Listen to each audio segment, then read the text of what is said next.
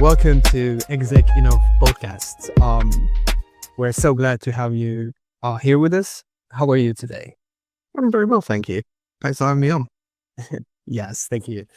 So I've recently read the Last Economy book with a lot of interest, and it sparks many reflections. I would love to start with a question inspired by that book. You write that we're entering a world of intellectual abundance, and that's our scarcity-based economics is going to precede this abundance as poverty. My question is, what does living a post-scarcity economy actually look like? So I think that is up to us, right? We're at this very crucial point whereby this technology is going to drive the cost of intelligence down to zero. And it's clear that most of our systems aren't that intelligent. Our organizations, and more. So in one world, we live in this Star Trek future whereby all your needs are provided for, and then you can go and explore the universe. In the other world, what happens is that the people with capital, access to GPUs and control of this technology just take over everything because it's very difficult to compete with them. So I think it's kind of a Star Wars universe, shall we say. So I think we're at this really critical point where we need to set the defaults for one world or the other. All right. And you even say that for many cognitive tasks, the economic value of human is now negative. That's a striking statement, I have to say. How should people interpret it, and what does that mean for how we define human worth? So I think it will become negative soon because these AI models are going from, you type a prompt in, you get a response, like a very smart buddy you tap on the shoulder. But they don't remember anything. They don't act. They can't do complicated reasoning. Today, as we do this podcast, there was a release from a research shop called Nous Research of a AI model that would have scored second on the Putnam math competition, which is this undergraduate, incredibly complicated, hard math competition. Now, that's an achievement in itself, but the bigger achievement is that that model has been open sourced and it works on a MacBook Air. Oh, okay. And I can tell you most of the problems that you do at work are a lot simpler than a Putnam math competition problem. Yeah. So these AIs now are learning to reason more and more, do more complicated tasks, have memory. And I think that takes out more and more of human cognitive labor over the next few years. And eventually we are the dumbest person on the team, which then is, again, what is our identity if it's not work? It's about our community, our family. It's about our interconnectedness. It's about exploration. It's about creativity. As long as we can allow everyone to have that base level of living. Because, if you're worried about earning a living and how you're going to provide, then you can't move forward. Yeah. So listen to you, and I'm thinking in the same time about one of the main jobs that requires a lot of cognitive tasks. I'm thinking about my job as a strategy management consultant. In this area, we use GDP, for instance, as a macro indicator to assess markets and support long-term growth for companies and large organizations. So if traditional measures like GDP start to collapse in this new era, what should be measuring, or we should be measuring or valuing instead? In other words, what would you describe the goals of the future economy? Yes, I think GDP is kind of the worst measure, except for all the other measures we have. But it measures this concept of capital and others, where the AI will outcompete us. Full AI companies will outcompete human companies. But then if you look at your job and what you've done, you've built up two additional types of capital. You've built up your intelligence and your capability and the fact that you care about your clients. And that in turn has built up your network. Because if you don't know anyone, if you didn't have this podcast and others, then you would get far fewer jobs. So the human's position is to guide the AIs in the appropriate way. It's to actually care about the problems being solved. Because an AI, the moment you're done with it, it just reverts back to normal, Whereas you care about the things you act on your clients. The clients, if you care and use the AI, that makes a difference. And then it's about your network trust effects. So a lot of people, senior positions in every company, they're all about sales. They're all about who you convince. So in this transformation period, because what's going to happen is the AI will be more cognitively capable than us. but it won't go widespread, it won't go integrated because it takes a while. Trust will become more and more important. Do I trust you in this transformation? If you're someone that uses the AI and can wield it and that cares, has the I, has the N, then you'll be able to make a huge amount of capital because you're helping in that transformation process internally or externally. And you're building the network effects that means that you'll do well regardless. Again, the biggest thing you can do as a young person is build your network in the appropriate way of people that trust you, because that yields the dividends as you get more and more throughout your career. Yeah, that's very interesting. You mentioned trust, and that makes me think about blockchain.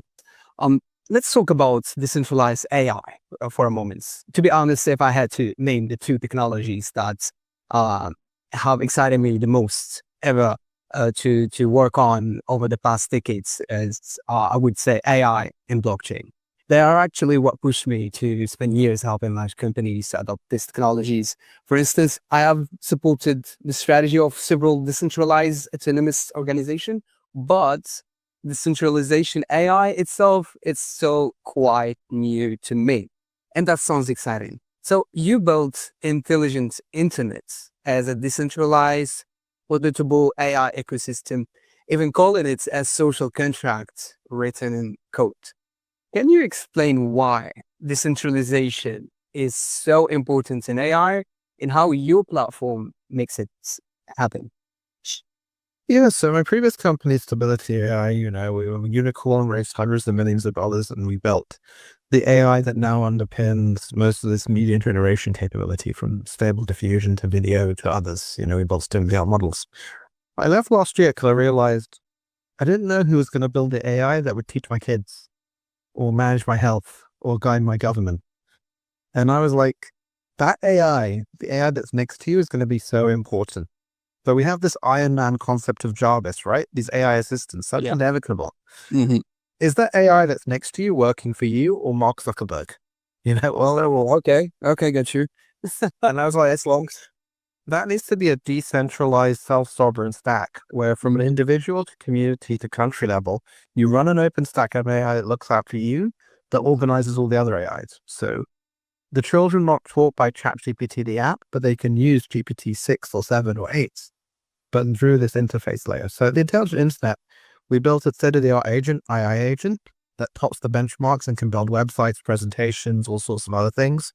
We're working with governments, including Saudi Arabia and others, for a project called Sage, a sovereign AI governance engine that build global policy, and it'll be free to all governments. So from the very top to the very bottom, free AI, coordinated, distributed as a fully open stack for everyone is kind of what we're building. And again, that's complementary then to the private sector AI that a lot of other people are building. It's just that first AI, I think, needs to be on your side. Yeah, very interesting. You mentioned Sage, Sage Sovereign AI Governance Engine, and you announced this last October and announced a future investment initiatives in Riyadh that I couldn't attend, fortunately. But how do you see tools like Sage or any transparent multi-agent governance shaping the AI's future? Yeah, so I think that it's inevitable, like the AI will guide us and then it will make the decisions, honestly. Like, how much trust do you have in your governments right now? And AI can probably make a better decision today, definitely in 5 to 10 years. It's like self-driving cars.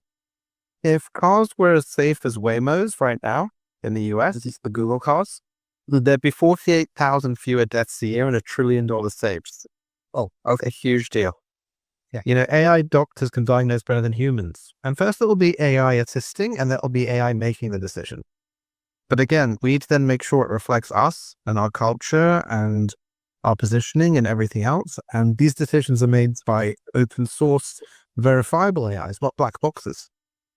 And that's an upgrade on our institutions as we have it today, particularly on the civic side, I think. Listening to you right now, and basically based also on the book you wrote, Last Economy, you put human everywhere. So one of the most known quotes that I really like from Harvard professor Karim Lakhani, which is AI will not replace human. Human with AI will replace a human without AI. I personally always use this quote at the very start of any AI, tailored AI workshops, I lead for specific teams because many people worry AI will take the jobs. But you have argued that human value will shift to creativity, relationships, and meaning. Who we know, how we interact, and what meaning we create. So for you, Emad, what are the new opportunities of roles do you see for people in the future? So yeah, I think you see this already through attention, media, etc. Like that's why OpenAI analysts are moving towards advertisements. One of the things that is scarce is human attention itself. And you consider again, I use the example of Taylor Swift, not the best artist, but massive network value. She can fill out stadiums, change GDP, cause earthquakes, and more. Switches. Human value is in your interconnection. It's in your brand. It's in these other things. It is in kind of content creation and more. But I think the way that money flows will change because in the private sector, clearly AI or robotic companies will outperform non-AI or robotic companies. And so it'll be very difficult to compete there. So more and more of us will move to a public sector type of role. And then I think the nature of capital, I propose money rather than being created by banks needs to move to the human.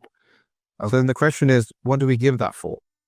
A base level of substance needs to be provided, but then beyond that, we should reward things that benefit the community, things that benefit humanity and more, things that advance us.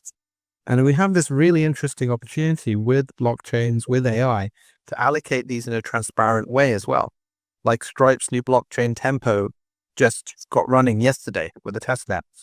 So that does stable coins, but two of the first partners there are OpenAI and Anthropic. Yes. You know, again, this is where things are going, but we think, what is money? What is value? Especially as the AI will take more and more of that money and value. Let's redistribute things better and again, reward the things that we really want to reward for the flourishing of humanity. Yeah. And what is good today is that this generation is already aware of this value and where to capture it. And you suggested that this generation might be the first to define the human value beyond pure economic utility. So, Ayman, how should education, workplaces, and policy evolve so society actually cultivates those human qualities? So I think that if you look at it, education, for example, and most jobs are about turning you into machines. Okay. It's not like education is to increase agency, it's to remove agency. So you have to think, what do we really want? We want to have kids believing they can do anything, kids creating and more. In work, rather than doing the day-to-day content jobs, you want to, again, be able to drive forward to solve real problems. And you'll have armies of AIs and robots to help you do that. So the most effective people in your job will be the ones that can harness this technology during the transition period, which might be decades, right? Because they will have the most power, effectively, the most capability, the most agency. And I think that is a huge deal. Similarly, the kids that will do the best are the ones that leverage this technology. In fact, again, it's that leverage point, the humans plus AI, as you say. Like, eventually what it gets to is in certain areas, like the private sector, like maybe the AIs can do the job better. But if you work that muscle of problem solving, then again, that's just a huge leap forward in what you can do. So looking ahead, what excites you the most about, we speak about a human, but about humanity's future in this AI-driven era? Well, I think we have more than enough food to feed everyone, more than enough resources to shelter everyone, like 2 acres per person, if you add it up around the world, you know? You have the ability to mediate conflicts with an independent third party that's incredibly neutral now. If we build the right infrastructure, we can have that amazing future, or watched over by the AIs, as it were. We can use that to leverage humanity and explore the universe. I mean, I think that's just such a huge deal. Like right now, to give a child in Africa an AI with solar power is probably less than $10 a year. Imagine if you can give them all 120, 140 IQ buddy. That's going to be huge, right? Imagine if every single diagnosis had a second opinion from an AI. If every person going through those journeys had an AI buddy, and then we could solve these problems with AI as well, in terms of cancer, autism, severe autism, and kind of more. That's going to be a big deal. So I think this is the most exciting time in history. Again, if we navigate it right. Because our key differential of humans versus animals is our intelligence. And this is the biggest intelligence amplifier that's a mirror for ourselves. But again, how do you use that lever is up to us, right? Exactly. That's very exciting. And at the same time, as you mentioned, we should master the way we handle the AI. So if you could leave our ExecINNOV listeners, a big majority of the listeners are decision makers within big companies or large companies, so we could say it that way. So if we can leave them with one inspiring vision or hope about the role of people when AI handles so much of life, what would it be? Well, so I think we live like kings compared to the kings of the past, right? There's so much of our life is still boring and mundane. We don't taught to believe we can do. And again, this is the biggest leverage we can ever have to do that. So within ourselves, within our communities, we should be using this technology. Like, if you mandate 1 hour a week of vibe coding, your company will get better if all employees do it. If you do it with your family and you have an hour a week using the generative media tools, building and making videos and songs together, your families will get better. You know, if you yourself use this for 1 hour a week, Notebook LM, to explore topics and learn about them, you will advance yourself. So I think embrace the technology, find the time to use it regularly like a muscle, and then that will change the way you view the universe and what's possible, because everything is now possible. Emad, as always, very insightful talk with you. Thank you so much, and see you soon. Thank you very much. It's a pleasure.